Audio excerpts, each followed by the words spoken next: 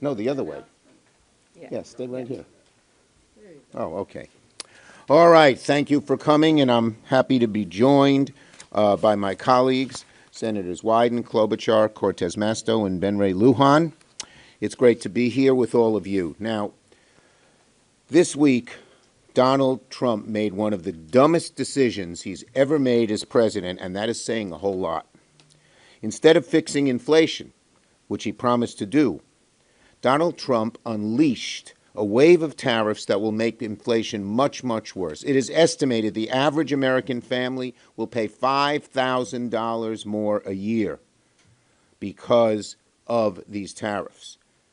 It is believed that these tariffs will hurt our economy and families from one end of America to the other. Here's what the nonpartisan chairman of the Federal Reserve, Jerome Powell, just said. It will increase inflation and slow growth.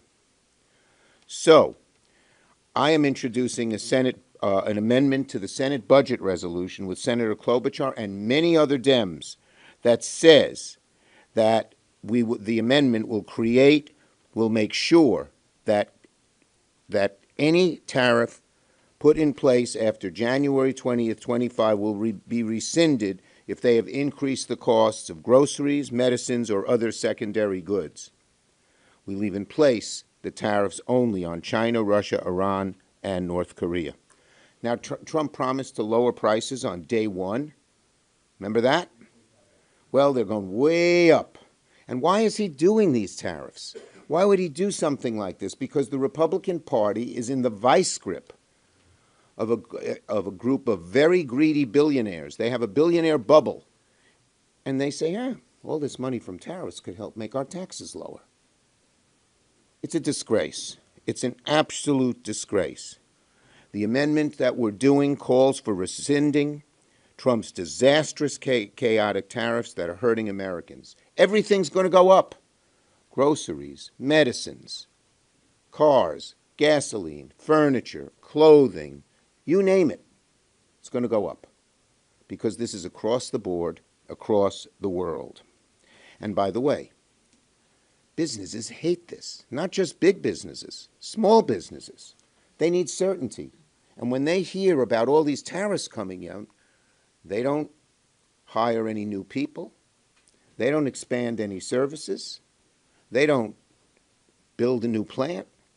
They say, these tariffs are coming. I better keep my money in my pocket, increasing the chance of a recession significantly. The major banks have just increased the chances that we'd have a recession where it's harder to get a job, keep a job, pay the bills than under more normal circumstances. So we have here a pincer of pain. On the one hand, Trump and the Republicans are taking away vital services in health care and in housing and in food and in so many other things Americans need, and then at the same time, with the other side of the pincer, they're squeezing them by creating higher prices. So, all day long, Democrats are going to come to the floor to expose the sheer destruction of the Republican agenda. People are learning. They're learning that the Republicans that Donald Trump, Musk, Doge, and the Republicans are not on their side. They're learning that these people are doing things just for the billionaires. And they are learning that Donald Trump is not only breaking his promise to them, but he's betraying them. Senator Wyden. Thank you, Leader. So here's where... Oh, forgot one point. This is one of my favorite points. I left it out. The tariffs are so poorly planned. Sorry. The tariffs are so poorly planned that he's taxing penguins, not Putin, because the tax is levied on the herd in McDonald Islands, where only penguins live, but he's leaving Russia alone. Thank you for that little addition. So here's where things are right now. It's a bloodbath in the markets again today. And what you have all over the country now is Americans wincing as they look at their retirement accounts. And people are petrified. We're getting the calls about their jobs, their own personal finances. So they're hurting But the billionaires, on the other hand, have got an ace in the hole, and that's their friends in the United States Senate, the Republicans. So while the economy is burning thanks to Donald Trump's reckless tariffs, the bill the Republicans are scrambling to pass is essentially a bailout for them and big corporations.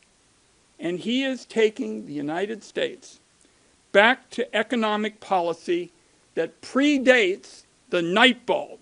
He's driving up prices across the board. They did such an incompetent job. As you heard, they're talking about penguins. I guess as ranking Democrat on the Finance Committee, I got to be ready to maybe protect koala bears. Who knows what's next?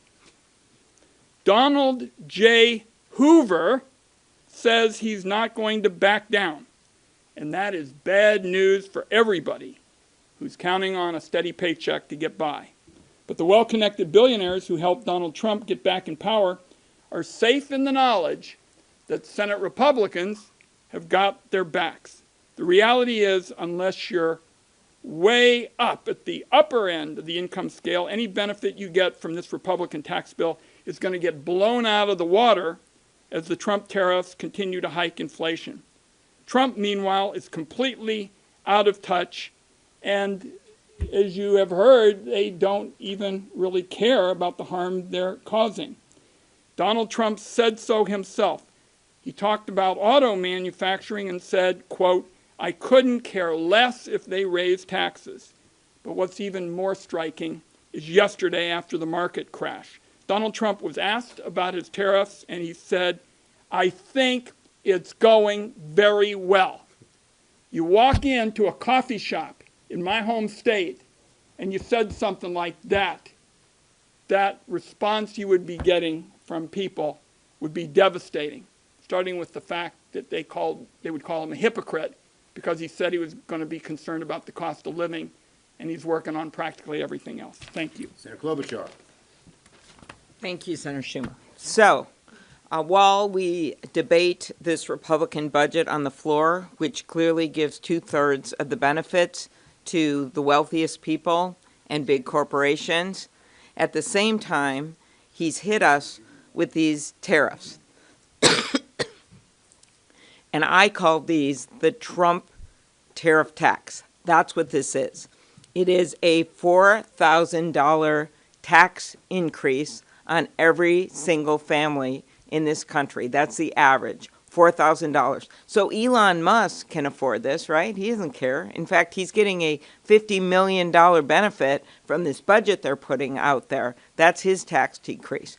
But for families, for small businesses, for small farmers in my state, this is devastating. They already are operating on a month-to-month budget. So it's really important to see this in that context, that the budget and these tariffs at the same time, the people that are going to most suffer, everyone on TV, Wall Street, they're all talking about, oh, and I was on shows with some of them. They're like, and they're right, this is devastating for the street. They've never seen a market like this. It's really bad, but you got to take it from Wall Street to Main Street. And what these tariffs do is raise taxes on American families by nearly $4,000 a year. What do they do with cars? $3,000 increase for average family to buy a car. New homes for young people, $20,000 on average for a new home. It hits everyone in our economy, but perhaps those that are most scared right now are people who are depending on their savings, not in the long term, but immediately. Seniors depending on their savings. This might not mean much to Elon Musk, but it means a lot to average families. It means a lot to the people I met with in rural Minnesota on my 14-county tour when they would come up, show up at these things, never gone to a political event before, and say, because of what's happening with Canada now, I've lost a market. I don't think I can make it anymore. Our economy is a global economy, and he is cutting us off from the rest of the world. Just ask any one of those 70% of Canadians that have canceled their trips to the U.S. It's not just manufacturing and farming. It is also our service industries. It is people in hospitality. It's those small cafes. It's those hotels. They are all going to suffer. That is the impact of the tariffs. And all we need is for our Republican colleagues to stand up. 4 of them stood up when Senator Kaine and Senator Warner and I put forward the amendment and the resolution involving Canada.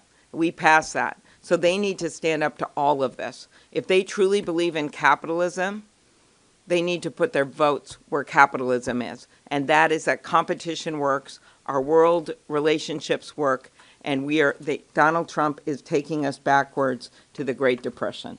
Senator Cortez Masto. Thank you. Thank you, Leader Schumer, and I'm pleased to join my colleagues to talk about this. I think it is important we shine a light for the American public and our businesses and what's going on here. It's very simple. The fiscal policies of the Trump administration and the Republicans in charge are devastating American families and our small businesses, impacting negatively our economy. And I know, and I see it in Nevada every day. And it's not just the tariffs, and let me get to those, but it is just recently, we got from the JCT, the Senate Republicans, their idea to help American families, let's stick with it, help American families and small businesses, is to increase the deficit and the debt by $5.5 trillion so they can pass tax cuts for billionaires and wealthy individuals in this country. $5.5 trillion. That's not all, though. They've added another $1.5 trillion to those tax cuts. So now we're talking $7 trillion that the Senate Republicans, that's what they've pushed out there to pay for billionaires, give them the benefits, off the backs of hardworking Americans and our small businesses. That's exactly what's happening right here. And they are so bold about it that they're willing to even ignore past practices of the Senate and come up with some gimmick when it comes to math and say that, oh, it's not really happening. It is outrageous. Because at the end of the day, the tariffs and what we are going to be voting against today, it is actually harming Americans across the country. I know in Nevada, and I want to talk about that because I see it and I feel it every day. I get calls from Nevadans. I'm home with Nevadans. I'm talking with them. Let me just add one simple thing here and put it in perspective. Everybody knows Las Vegas. If you haven't been there, you're welcome to come. But everybody knows Las Vegas. You know that's the main revenue generator for our state, tourism and travel. Tourism and travel. Do you know what happens when you impose high tariffs, reciprocal tariffs on some of our allies like Canada? That means we're not seeing people traveling, international traveling, coming to Las Vegas and to this country. Do you know the United States benefits $12 billion from international travelers? Over $20 billion annually in 2024. That's not happening now. I can tell you in my state, as I talk to folks in my hotels and casinos, and I talk to individuals who are focused on travel and tourism, we are not seeing that. We are seeing a downturn in the types of travel coming to Las Vegas. It is having a negative impact, not just directly for those businesses, but indirectly for the small businesses. And by the way, Donald Trump may think this is a short-term hurt, but what he doesn't realize is 90% of American small businesses say trade is an important function for their growth, and they have a profit margin that is very slim. They are not going to be able to survive whatever Donald Trump thinks that this is some short-term hurt. Small businesses, which are the backbone of our economy, are getting crushed right now. I know it because I just heard from my small businesses. One of them lost a contract with a Canadian contractor. We're seeing it all the time. Any of my small businesses that directly or indirectly deal in tourism travel, they're getting crushed. The tariffs, the policies of the Senate Republicans thinking they can add to the deficit and the debt to pay for, to help billionaires and the wealthy in this country on the backs of the American people and small businesses, it's just disgusting and outrageous. What we should be doing and what the Democrats have always been focused on is how do we lower those household costs for our families? How do we help those small businesses keep their doors open? And you don't just have to listen to what we're saying. Look at our past policies. Everything that we have worked on has been how to help those families and make sure they can have a better life. Make sure that their opportunities for them in this country still exist. So what we are doing today and will continue to do, and I am proud to stand with my Senate colleagues, is to shine a light on the failed fiscal policies of this administration and the Senate Republicans in control that are harming our economy and, most importantly, harming our families and small businesses. Senator Lujan. Thanks. Well, good afternoon, everyone. It's good to be with colleagues today. Look, while we're here bringing a fact-based conversation with the American people about what's coming, what's been happening, prices getting more and more expensive.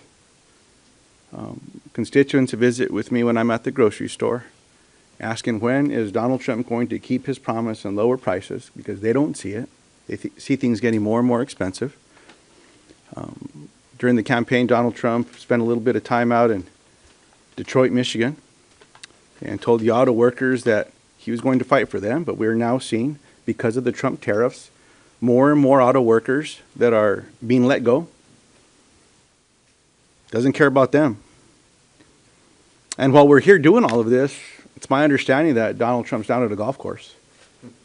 Now, I don't know if he's playing today or if he's caddying for somebody. I don't know if anyone trusts him to caddy, but that's what he's up to.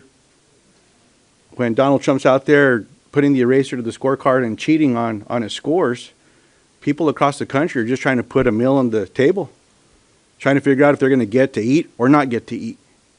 It just shows the disconnect from this president and what we're seeing with these tariffs. Then you have another billionaire who's at Commerce who, somehow is trying to convince the American people that he gets it.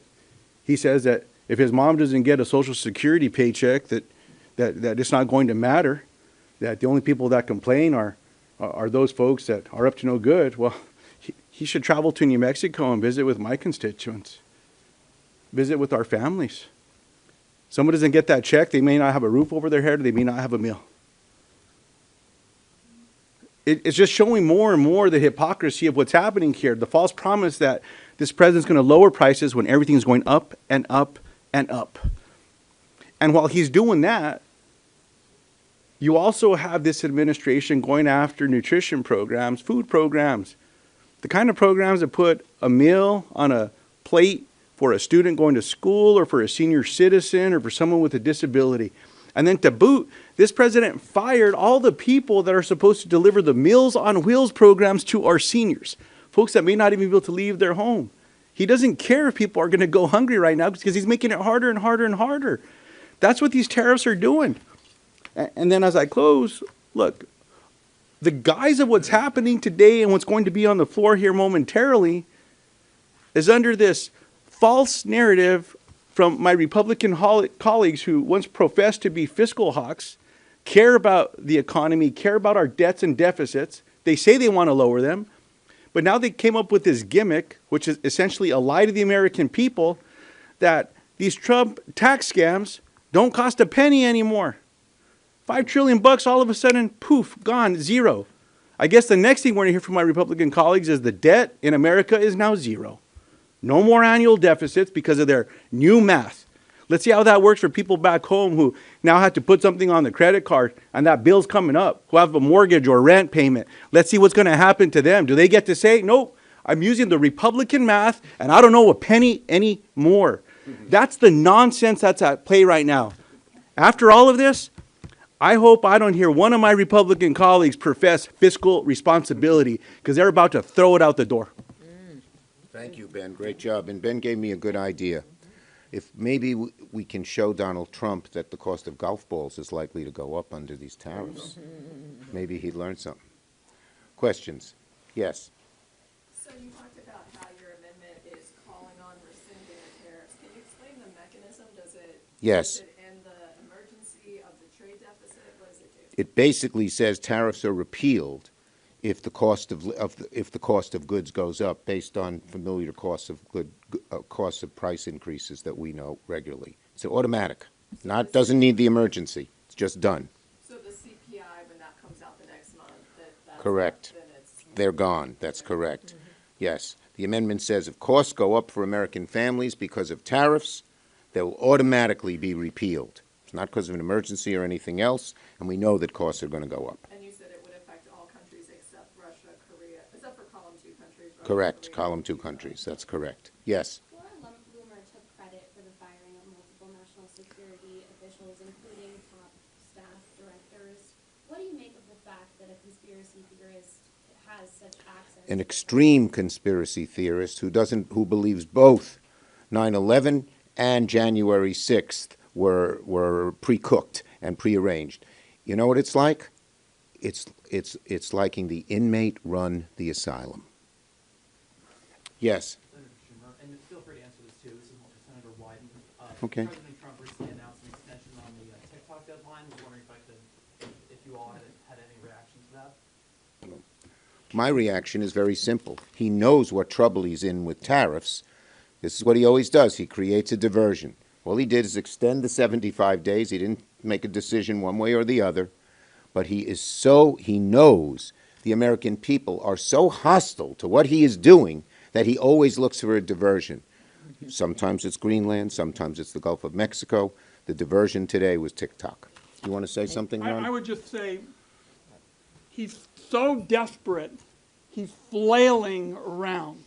He's just lurching from one thing to another. I mean, under normal circumstances, when you do something colossally bad, you try to fix that problem. I mean, this is somebody who said yesterday after the market crash, and he's asked about the tariffs, I think it's going very well. So he is the all-time leader for somebody in politics being out of it. And I share the leader's view that he's flailing around, looking for a diversion, and that's where we are. You know, one other thing ahead, Amy. when we think about the bad news that he confronted this week, was what happened in Wisconsin and what happened in those tightening in those Florida races and what happened the week before in Pennsylvania. This is not small ball stuff. In Wisconsin, 10 counties that went to him before, right, went to Judge Crawford. In the rural areas, and I was in some of them on Saturday, in the rural areas, there were counties sort of on the Minnesota border that are pretty conservative that flipped 15, 20 points. So it's not that hard to make the through line in a election that was very nationalized, right? It wasn't about which judge had the best qualifications. I believe Judge Crawford did. But it was about Elon Musk. It was about what's happening out there. And in the rural areas, trust me on this, because I've seen them come out in our rural areas, it's just about the havoc, the chaos, the fact that they have nothing to depend on anymore. They are Social Security dependent, a number of them, but they are also dependent on a farm economy that works. And he has done literally everything he could to put that economy that's already difficult into turmoil with these tariffs. In rural, urban, or suburban counties, the American people are getting wise to him. Every day they see how bad he is for them. Every day he sees how he's broken they see how he's broken their promises, and he sees it on the side of the billionaires, not on them. Last question. Senator Schumer, do you and your colleagues plan to call for a censure of Senator Moreno? Look, let me say this. What Senator Moreno did is absolutely despicable. It's anti-Semitic, plain and simple. It's outrageous. I lost lots of people in the Holocaust to Hitler.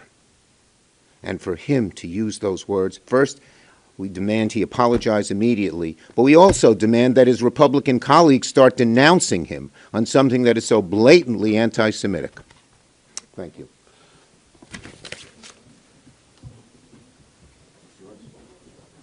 Rick, you want something? Put your hand up. Did you want something else? I think you have an